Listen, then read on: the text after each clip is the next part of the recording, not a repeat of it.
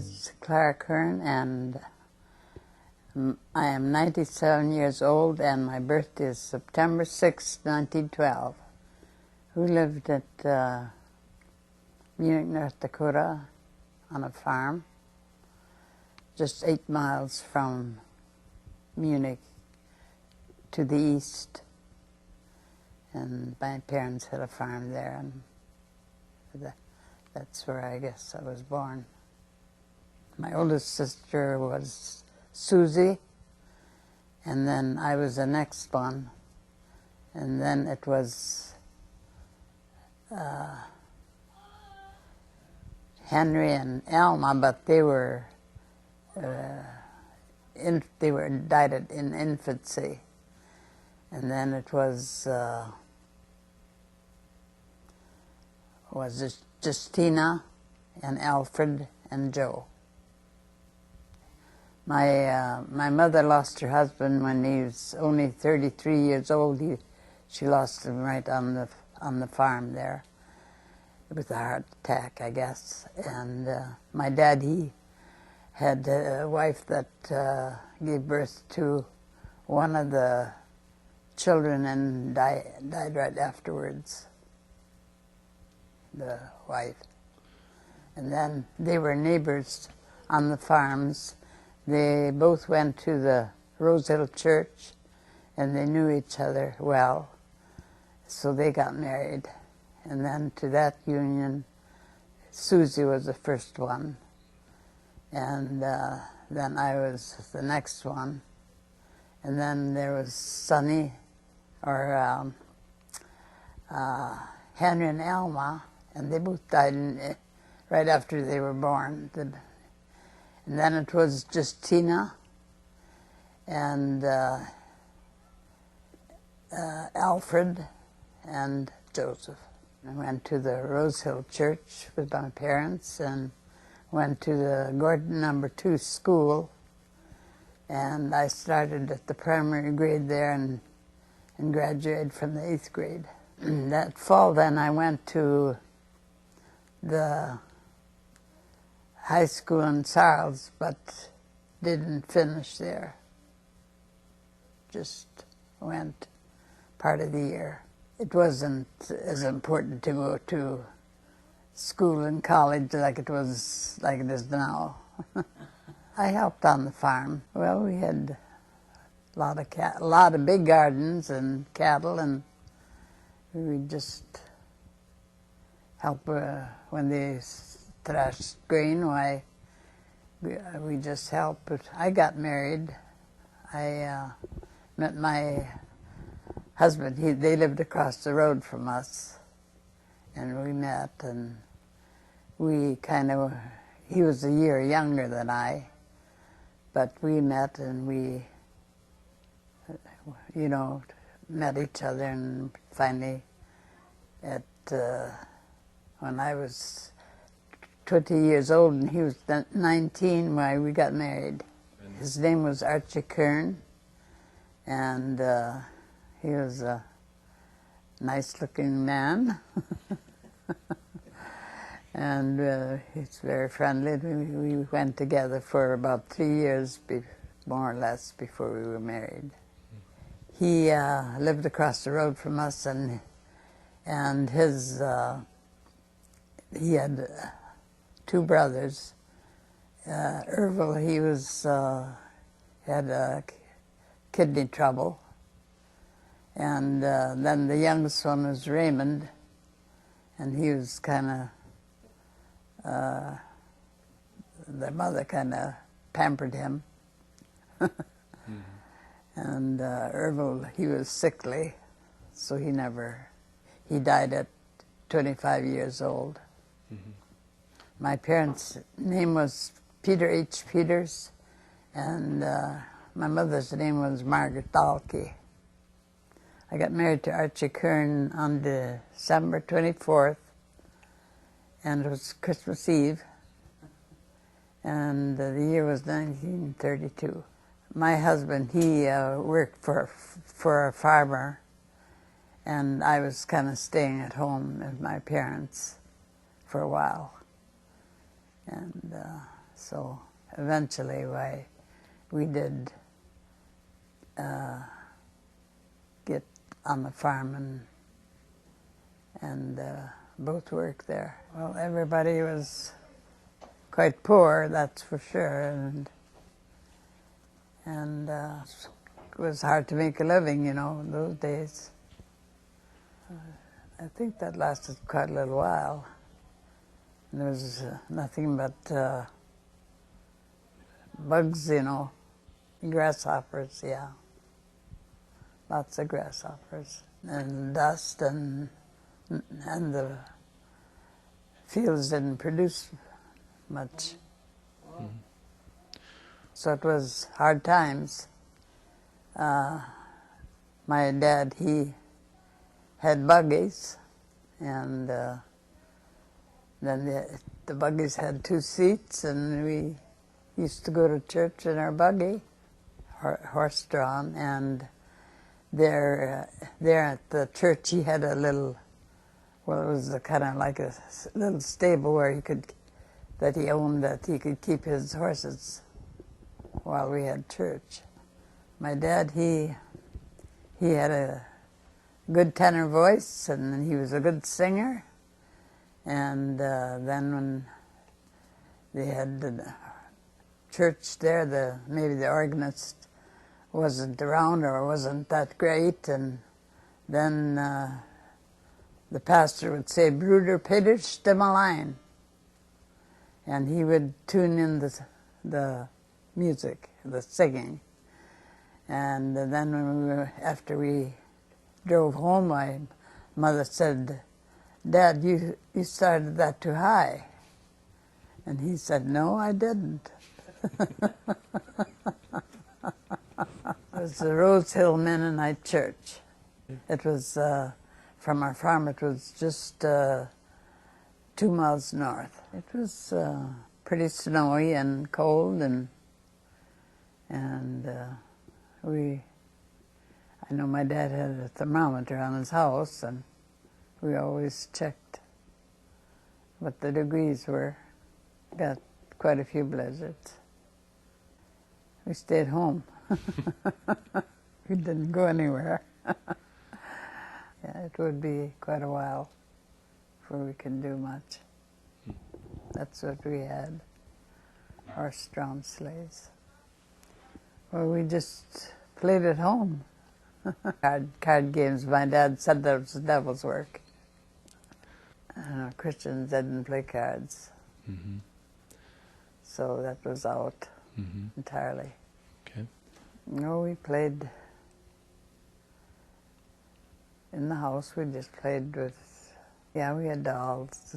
And at Christmas time, my parents would give us each one gift, but we always had all kinds of other things like candy and nuts and popcorn and all that kind of stuff beside the one gift is what we had at Christmas. And we always had big programs at our church, and there was a lot of singing, and when I got older, I even sang in the choir there, and I sang alto. And we played games in school, too. Mm-hmm. Running through the ditch, and anti-over, and baseball, and, well, I can't remember if I was good at it, but I know I used to like to draw, and I used to draw a lot of pictures. Favorite subject in school was spelling and grammar. My 8th grade teacher was Emmeline Bartle, and she lived not too far from where we lived, and she was a good teacher, and I liked her a lot. And I had one man teacher, his name was Henry Wold, but he was real strict. And I didn't have him too long. We had some good programs in school. And I had a teacher. Her name was Evelyn Parker, and she was a good Christian lady, and she even had us sing hymns, or a hymn, and she'd read the Bible, a little section of the Bible, and then prayed before we started our days there. They were great. We had lots of recitations and singing groups, and well, not so much about Santa Claus, but Christmas. Well, I can't say about a favorite holiday, but Christmas was always a big event. We were married the 24th, and he was a great man, and I loved him very much. And it leaves a lot of happy memories living with him. Well, he wasn't actually raised in a Christian home, although his mother claimed that she had accepted the Lord when she was 9 years old, but then she married this Harry Kern, and he wasn't a Christian, so there was nothing in the family that pertained to Christianity, you know. But when he met my mother used to visit with him, and he liked to visit with her, and so that's where his Christian time started. And then when he went to church, why, he liked it, you know. Then, of course, when we moved to Sarles, why there were no Christian churches there that we attended, so it was kind of a dull time of our Christian life for a while. Oh yeah, when we moved up towards Sarles there, it was a time when we didn't get to church, and so no Christian neighbors or friends. So it was kind of a dull time. Yeah, Henry Lars, yeah, and he was having revival meetings in the Byron School, and then we attended it.